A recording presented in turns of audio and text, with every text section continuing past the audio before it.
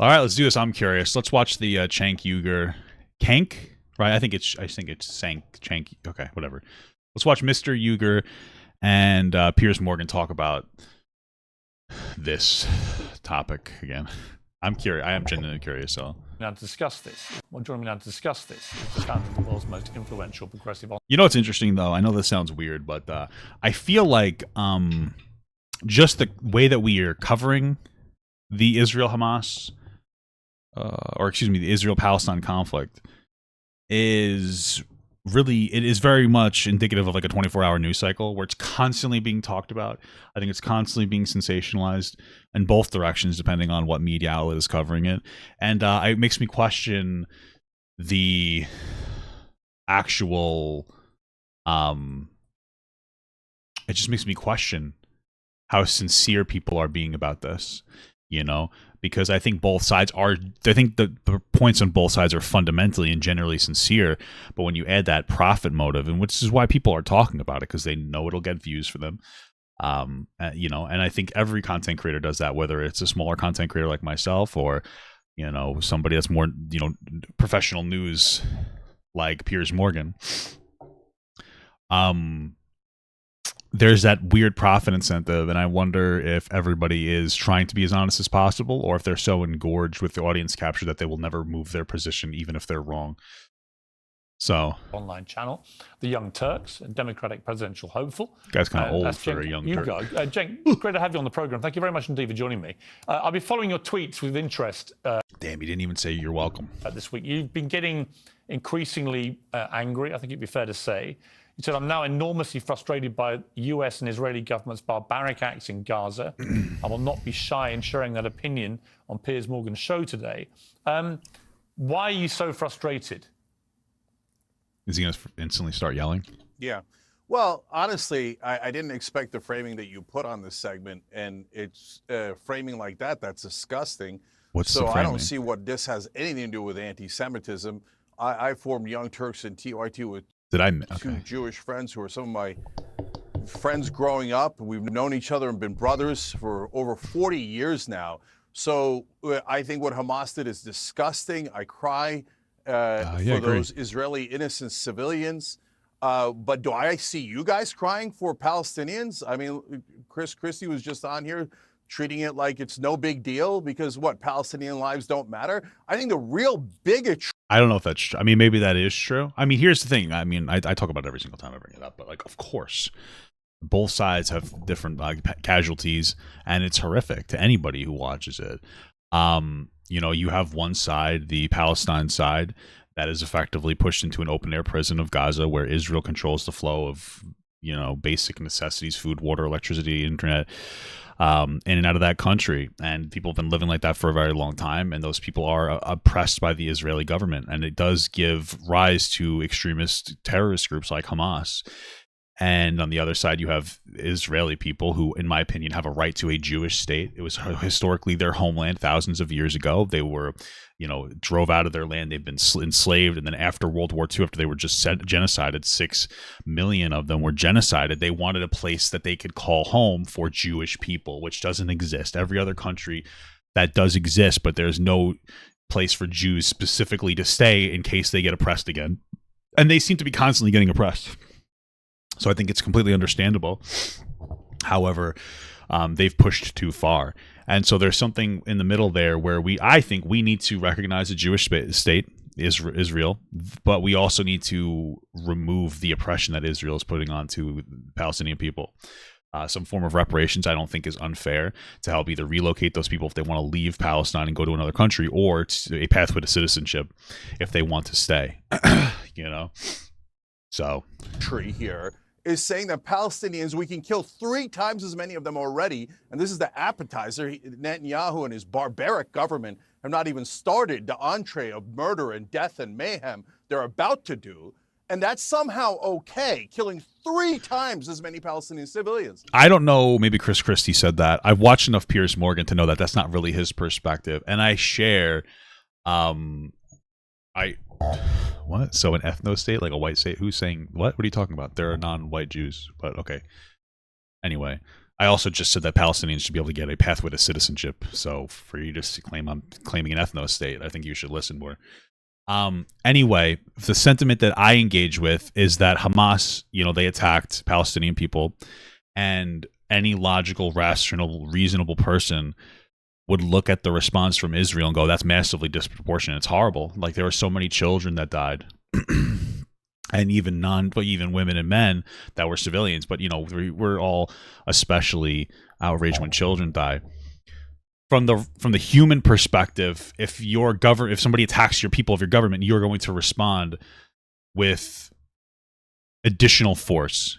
And so it doesn't make it okay what they did, but from a human perspective, I understand it, but it's still horrific. It's just it's horrible, because I understand both sides. Hamas attacked Israel. Israel responded additionally with more force.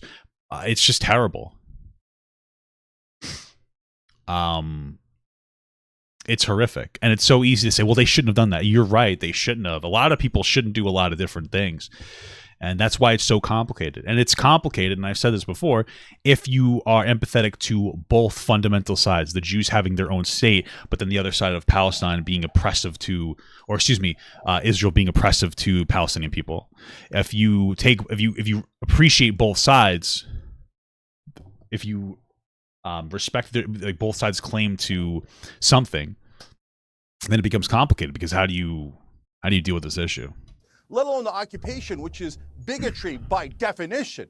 We say that everyone in the world can defend themselves, can have their own state, can have sovereignty, except the Palestinians. And the reasoning behind that is the Palestinians are what? They're what? The idea is that they are savages, and that I literally just described what you said, dude. A state made to be a home for Jewish people. Jews are an ethnic group. So, oh yeah, sure, there is a Jewish ethnic group, and there's also a religious group of Jewish people as well. I guess I was referring to that as well. Here's the thing. I think that what you need to understand something is, I'm looking at this like from a factual perspective. When I look at a situation like Jewish people across history, historically they've been enslaved, driven from their homeland, and genocided. Remember, it hasn't even been 100 years since 6 million Jews were killed in the Holocaust. And so Jewish people having their own state, while it's not ideal to my worldview where we shouldn't have any ethnic states, logically it makes sense for them to have their own state because they're consistently oppressed. If I look at the U.S., there's a lot of liberals, myself included, who will hear black people say we want to have our own, because there's where we want to keep to ourselves, because there are black communities like that. They want to keep to ourselves. We want to only hire black people because we don't feel safe around white people, and especially white police officers. And I look at that and I say, that's not ideal, but I understand it. So if I can understand it for black oppression, why can't I understand it for Jewish oppression? Right? That's the point that I'm making. That's the point that I'm making. Okay. Papa, if you don't believe in God, what right does Israel have to that plot of land? They used to be there. They used to control that land. And now they have nothing. They literally, except for that land. Again, like, so that's and I do believe in God. I just, my faith in God is wavered a lot by religious conservatives in the United States. Muslims are too violent and cannot control themselves, so they must be occupied for 56 brutal, disgusting years. Who says that? Who says that Muslims are too violent and can't hold their own land? What? So I've had it. Muslims have a bunch of other countries. What are you talking about? Enough of the bigotry against Muslims and Palestinians. I haven't heard a single person, like, especially on the news, say that Muslims can't hold their own land because they're violent. What the fuck is he talking about? And I need you to speak out against that instead of covering every outrageous, atrocious action of the right-wing government of Israel and going, oh, it's anti-Semitism. No, and there is global anti-Semitism. There's anti-Semitism here in this country. Yeah. 2 synagogues were shot up, Pittsburgh and in Southern California. We fight against that all the time. Right, but doesn't that show you that even in the most progressive country of America, that we still have anti-Semitism? Don't you think, as like a Jewish person, maybe especially when living in the Middle East, when their greatest ally still has anti-Semitism where Jews are getting killed, don't you think they might say like, I think we need our own state? So, but then whenever Israel is criticized, people go, "Oh no, it's anti-Semitism." No, there's real anti-Semitism. Okay, Jake, let me. I mean, he might be right. It's just, yelling is just annoying. Sorry, I mean, I don't think that he needs to yell. I think that his points on their own are not bad, and I feel like from watching Cenk, his yelling is performative. I'm not saying that he's like wrong. I agree with so far most of what he's saying, but I don't know why the yelling. Why the forced need to try to appeal to somebody emotionally? It just comes off as like weird. Instead of attacking that, all you guys ever do is hide behind the veil of anti-Semitism. Do you know why Palestinians might not like Israelis? Because they've been oppressed for 56 straight years. I hear you. How come people don't hate Britain for taking the land and giving it to the Jews in the first place? I'm just saying, dude. You know, let's get rid of those. Get rid of those guys, right? The British gave Israel that land, the Jews that land. So yeah, and I think in return, Palestinians should be able to take over Britain or whatever. Britain, who cares? I mean, that's all. Oh, you know that country. Oh, go get rid of them. It's like a small little bean. You could go put them. We could literally they could go in Ohio. Or put the Palestinians in Ohio. Fuck it. I don't know. Whatever. I don't know. Or some other state. I know I keep saying this, but, you know, where's the anger for the British people? Okay. Where's the anger for the British people? And let me respond. A, I'm not you guys. I don't think I fit into any neat fit on this issue at all. B, I've actually covered this story, I think, more fairly than most people. I've had many pro-Palestinian voices I've given a huge platform for. They've been getting enormous audiences, from Bassem Youssef to others. And I've done that quite deliberately because I think these voices... I got you. Move on. What do you mean? I mean, you can give Piers as much shit as you want, but he's been platforming a lot of pro-Palestinian points, or people to give their perspective. So to sit here and call him like... I feel like you have to give him that much. I think these voices are important to be heard, including yours. I certainly wasn't accusing you, by the way, or your organization of anti-Semitism. I just think I have found it, as somebody who's always identified as liberal myself. Well, that's not true at all. Well, I guess, what does he mean by liberal? I guess not a leftist. I found it very dispiriting to see people who call themselves liberals whose instant response, it seemed to me, to one of the worst terror attacks we've ever seen was to immediately side with the place where these attacks have been launched from. Now, I don't... I mean, there's a way to side with Palestine and acknowledge that Hamas was a creation of the oppression from the Israel people or the government onto the Gaza Strip. For me, the only aspect of anti-Semitism that I see in this conflict between Israel and Palestine is constantly people saying that Israel stole this land, because they didn't. Right? It was historically their land. It was given to them by the United Nations. And we criticize the UN more than Israel. You know what I mean? So it's like they didn't really steal their land. They wanted land back. They wanted land to be able to claim, to call their home, because they don't have that, and they've been constantly oppressed, historically, worse than I would argue any other group. And people are like, well, they stole the land. Well, they didn't. And I feel like that's anti-Semitic, because the Jews always stole something. That's the anti-Semitic trope that's always going on. And it's like, you know, be honest about it. to be honest about the way that you're engaging with it. Tar all Palestinians with the brush of being Hamas at all. Well, you kind of did a little. Well, I don't tar all Palestinians with the brush of being Hamas at all. Okay. And in fact, the sooner... Well, you did kind of just say that they will side with the... Okay, whatever. Hamas are out of there, the better for the Palestinian people and the world. But sure. I just think the only human response... Probably. I mean, I know that the Palestinian people elected Hamas, and now there hasn't been an election since. So it is also an oppressive force on the Palestinian people. Both the Israeli government and Hamas are oppressive to the Palestinian people, sure. So you can have this, as you did, by the way, to your credit, is it was disgusting what happened on October the 7th. Now, the question then becomes, what is a proportionate response by Israel? Not just to the terror attacks of October the 7th, but obviously there is now a huge ongoing escalation in what has been, as you rightly say, a 56-year war, effectively, in varying degrees over that period. And that's where I think I'm struggling to see how a ground invasion by Israel, with all that would entail, particularly mass deaths of Palestinian civilians, how that is going to do anything for any peaceful resolution to this. I think it will have the opposite effect. Yes. So let's take it one at a time. First of all, as you rightly point out, on Young Turks, we covered the atrocious actions of Hamas right from the get-go, and we condemned it as fully as anyone can possibly condemn it. Because not only are they killing those poor, innocent Israelis that didn't do anything, those little babies and the grandmothers, it's disgusting what they did. But on top of that, they're ruining the Palestinian cause. They've burned. I'm on my phone only to set an alarm for my wife. She wants me to wake her up in an hour and a half. She's taking a quick nap before she has a work meeting. She got home early.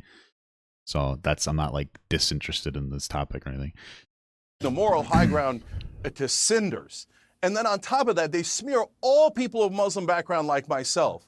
And then it unleashes this bigotry of anti-Muslim bigotry throughout the world that I'm sick of. So screw Hamas and their barbarism, okay? Now, in terms of a proper reaction, yes, you need to get those hostages out. I think it's interesting because I respect and appreciate the perspective, especially since he has a Muslim background, that would obviously anchor his emotions more into Palestine. And I understand and I respect that and I appreciate that. And I think that the sentiment is obviously shifting. Historically, I think that people, the America media machine would say, hey, listen, we stand with Israel more. And I still agree with that, of course. And part of those factors, and people can criticize me all they want, is because they do share more Western values. And I'm going to obviously support the country or the groups that are more Westernized. And that just happens to be Israel more than Palestine or more than any other Middle Eastern country, frankly, because I'd rather side with a country that has the beliefs that are more free, and that's what they are for the people in those countries. But I find it interesting that when people that are Muslim say, hey, I agree with Palestine, people are like, I understand why, and I respect that. But then when somebody like myself, and I am ethnically Jewish, when I say hey, I have more of an emotional anchor towards Israeli people, that's a point of criticism for me. Where it's well, you're biased. Well, we're all biased in some capacity. I think it's time to understand that just because someone has a bias doesn't necessarily mean that they're wrong. It's how they interact with that bias. And you can criticize me and disagree with me all you want, but at the very least, I think I've done an excellent job of explaining my perspective better than most of my audience has ever had to do. Like people like Cenk Uygur and Piers Morgan, they've had to sit here and parse through and explain to you their perspectives. Most of other people, and I know I'm partially expressing my frustration with some criticism in the audience, but none of you have had to do that, right? You haven't really sat down and really parsed it through and then threw your perspective out into the atmosphere of the world. I have, and I'm not like a fucking victim. But all I'm saying is that you're criticizing me because you feel like I don't have everything down 100%, but you've never gotten any pushback on what you've said in any real capacity. So it's just something to keep in mind when there's all the criticism, well, you're wrong, you're wrong, you're wrong. I don't think that you could explain why you're right publicly, right? So again, I guess, if you want, nobody has done it so far that said, nobody has stopped by the stream and said, I want to talk about your perspective on Israel-Palestine. I'm open to a little discussion about that. But it does get frustrating, especially when people will stop watching a video, especially like my 15-minute video I made the other day, kind of flushing out my whole perspective. And they'll get 2 minutes in and go, I hate this, blah, blah, blah, blah, and they'll complain about something that I've addressed 2 minutes later, and it's like, Jesus Christ. So now let's look at I'm going to suggest what to actually do. I'm going to be constructive. But first, let's look at the unconstructive solution that Israel had. Dropping bombs on residential buildings. Sure. 50 ambulances. Right, and those were points that they had where Hamas was they used their own people as shields. So when they dropped the bombs on particular buildings, it's sites that they have the understanding of that are Hamas, grounds where they hide particular supplies or something of that matter. Been hit. 10 out of 25 hospitals don't operate anymore. The incubators are about to run out of energy. There's 45 babies that might die today. The parents I just read on CNN are writing the names of the kids on their calves, on their legs, so that if they are killed in a bombing and they're mutilated, they could find their bodies. Imagine writing the name of your child on their legs so that you could find them in the rubble after Israel or any government drops a bomb on them. Damn, that's sad. It's like the new Toy Story. You write the name on the foot. This way you know who it belongs to. I'm sorry for that joke. It's just that's how I cope when I get upset, is I make jokes. So that's not meant to, that's not meant to belittle anybody. Just to be clear. Toy Story 5? Huh? And I need the West to understand something. Bombs kill people. And do you know how they kill people? They incinerate them alive, or their heads explode. So what happened in Israel was a disaster and disgusting. But you have to be equally honest and equally outraged at the immorality of incinerating babies and grandmothers and aunts and uncles, which is what we're doing right now. America cannot keep sending aid for death and destruction. Enough of the occupation. End it today. End it today. It's monstrous. Okay, I'm going to get to the constructive solution. I completely understand. Yeah, I completely understand that. Yeah, absolutely. Your passion and your anger. I completely get this. I, like you, want to see some resolution at the end of this horror that we're witnessing. How do you get rid of Hamas if you don't do it the way Israel are currently doing it? How do you actually eradicate what has become a nihilistic ISIS-style terror group who've quite deliberately, in my estimation, committed an outrage of such appalling scale that they knew that this would goad Israel into this kind of response? So why they did that, what is motivating it, who might be putting them up to it, who's helped them prepare for this, these are all questions we don't know the answers to yet. We don't? I mean... ISIS-style terror group who've quite deliberately, in my estimation, I thought they were like backed by Iran in some capacity, which is backed by Russia, no? Goad Israel into this kind of response. So why they did that, what is motivating it, who might be putting them up to it. Were you telling to learn history? Who's helped them prepare for this? These are all questions we don't know the answers to yet. But it seems to me that Israel could, if it's not careful. You know what I find kind of interesting about this whole Israel-Palestine conflict? It's that my understanding is that Bruno Mars actually canceled. He actually had canceled a concert that he was holding in Israel. And what I find interesting about that is it's clear to me that he was lying in his song where he said he would catch a grenade for us. So I just think that we need to call out Bruno Mars more on his lies. You know, where's his accountability? Well, I don't know. Be being lured into a massive trap here. And I hope that is not the case. But I'm curious, how do you get rid of Hamas if you don't do it the way Israel is currently doing it, albeit with horrific collateral damage in the face of thousands of innocent Palestinians being caught up in the bombing? I mean, that is a good question. I mean, it is an excellent question. How do you get rid of Hamas without doing that? That's the tough one, isn't it, huh? But okay. Yeah. So let me give you a short-term answer, long-term answer. And a lot of people are not going to like these, but these are realistic ways that you minimize civilian casualties. Okay, I'm down for hearing what it. America did with the Osama bin Laden raid. We didn't go drop a nuke on Pakistan. We didn't go destroy 6,000 residential buildings in the middle of Pakistan. We sent in special forces. Is it more dangerous to the special forces? Of course. That's the point of special forces. Try to find the hostages. Does it look like Israel's trying to find the hostages? If I have a family member that's a hostage, I'm disgusted by what Netanyahu's doing now. How do you... Yeah, I mean, he might be right about that one. So it comes down to that conversation of like Uvalde, right? Where a shooter went into a building and killed 19 kids and two teachers, and it was horrific. And the police waited, I think, 45 minutes before they responded. And the police's excuse with that was that it was unsafe for us. That was basically the excuse from what I remember. And it's like, yeah, that's the point. You signed up to die as a police officer. And I know that sounds terrible and horrible, but 19 kids and 2 teachers didn't sign up to die. And that's why you get paid well as a police officer on that, chance that you might have to put your life on the line. And they didn't. And now, Cenk's perspective is, instead of dropping bombs, they should send in special forces who had trained their entire life for this potential moment, who get paid, assumably rather well, and were trained very well for this particular moment to put their lives on their line, because that's what they signed up for.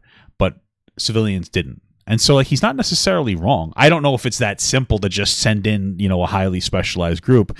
I'm sure it's more complicated than that. But my point is that makes sense. Now, we don't really know. Maybe that is what's happening. But obviously Israel wouldn't announce that, because if they had some kind of special forces group in there, I imagine it wouldn't look like, you know, Starship Troopers walking in around the land of the bugs, you know? It would involve people infiltrating Hamas, getting close, and being able to figure out intelligence to be able to execute some kind of plan. My understanding is that Israel recently took out one of the big dogs in the Hamas regime, we'll call it. I'm going to look that up real quick. How do you know they're not in the buildings you're dropping bombs on? How do you know they're not in the tunnels you're dropping bombs on? How do you know they're not in the hospitals you're dropping bombs on? Okay, so a senior Hamas leader, Omar Dara, whatever, who was arrested in the occupied West Bank, has died in custody. Okay, so they occupied the Hamas leader living in the West Bank. Interesting. How do you get to the West Bank? I thought it was impossible. I don't know. If you want the hostages rescued, every rational human being can agree this is not the way to do it. This is the way to do death and destruction for the sake of death and destruction. That's not true. That's just not the truth. Israel isn't trying to cause death and destruction for the sake of death and destruction. If you assume normalcy. So if I was putting myself in the position, the reason I would be dropping bombs onto different areas after, again, telling people to evacuate, and I understand it's not ideal, there's shoddy internet, they are dropping in pamphlets, they're doing their best, and it's hard to move, but isn't so that they can hurt people necessarily or hurt civilians. It is because it is zero casualties for Israeli people if they bomb areas. And so what's happening is this is a war where both sides have to dehumanize the other side to some capacity. I would argue that Israel has more caring for Palestinians than the reverse. And you might be, that's not true. My understanding is there are Palestinians in the Israeli government. If they truly wanted to wipe out all Palestinians, they probably could have done so by now. They are, I think, the most powerful force in the Middle East. They certainly have the best intelligence, though the United States wouldn't back that decision.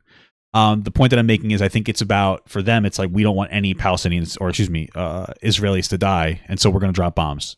I don't think that it's right, but to say that they're just trying to kill for the sake of it, I think pushes us into this territory of just assuming that they're the worst people in the world. And if you're going to do that, if you're just going to completely dehumanize the other side, then like, what's the point of the conversation anymore? So it's collective punishment. It's genocide against Palestinians, and the world has to speak out. So my way is not pleasant either. It involves a lot of folks dying on both sides. I understand that. Those are super hard choices. But go find Hamas. Go find the hostages. Go rescue them instead of wantonly, indiscriminately, killing after killing. And let's be honest, when you drop a bomb and a kid's head explodes and a grandmother is incinerated, that is terrorism. Killing 3 times as many civilians as Hamas is terrorism.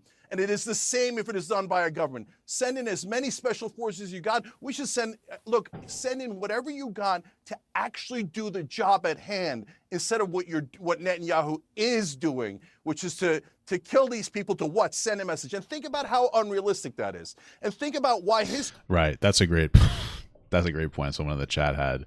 They said, send the Diglett Special Forces who could stop the Pokemon Special Forces. Shake my head. Why hasn't Israel thought of this? It is true. If they had Diglets, they could probably figure this out pretty well. His method has a 0% chance of working. How are the Palestinians supposed to rise up against Hamas? How would they prove they're against Hamas? Hamas ended all elections. Hamas ended democracy. So how are... Well, that's kind of Hamas's fault, though, right? But okay. The Palestinians supposed to cry uncle? They're already crying uncle, but it's never enough for the bloodthirsty Netanyahu. No more death of Palestinians. Yeah, I mean, I'm not necessarily disagreeing with what he's saying. I just don't like the performative yelling. That's how I perceive it. I feel like I see Cenk like yelling in a way that it feels performative. I could just be wrong. You could say, Papa God, I think that you're wrong about that read of him, and maybe you're right, but that's just how it feels. Very sensationalized, very performative. It feels like he's like forcing himself to yell. I could just be wrong. There's more babies killed. That's what his answer is. And it's this. And the United States of America, I'm running for president here. Okay. No, okay. There's no way in the world. I'm running for president here, by the way. See, that's where it gets me. It's like, by the way, like a shameless plug. By the way, I get it. By the way, Rob and Dan channel, podcast channel in the description. But it's like I'm gonna be really upset, and I'm sure parts of him is upset. I'm not saying that he's not upset. I'm saying that he's making himself seem more upset than he is, or at least it feels like that. He's like, by the way, I'm ready for government. It's like, okay, I wonder if those two things are linked. You know, I would allow this. Because you can criticize me all you want. Again, you can't tell me that when I get upset that I'm feigning it, because I most of the time don't give a shit about a lot of this stuff. Like when I talk about something, it's not that I don't care.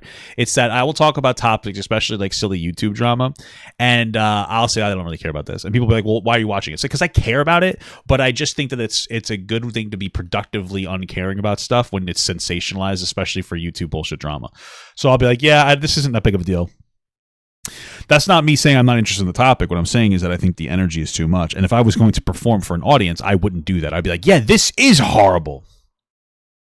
Right? So, you know, I'm an honest guy, even if you think I'm a stupid, silly goose. $105 billion. And it doesn't even go to Israel, Ukraine, or Taiwan. It goes to the defense contractors that bribe these greedy American politicians and then get most of that money. And so the long term. Wait, how the fuck does? Wait, you're right. How would Cenk run? How would he? How the fuck would he even run for president here? He wasn't born in America. He was born in Istanbul, in Turkey. When he came here when he was 8. How the fuck would he? How could? What? What? How the fuck could he run for president?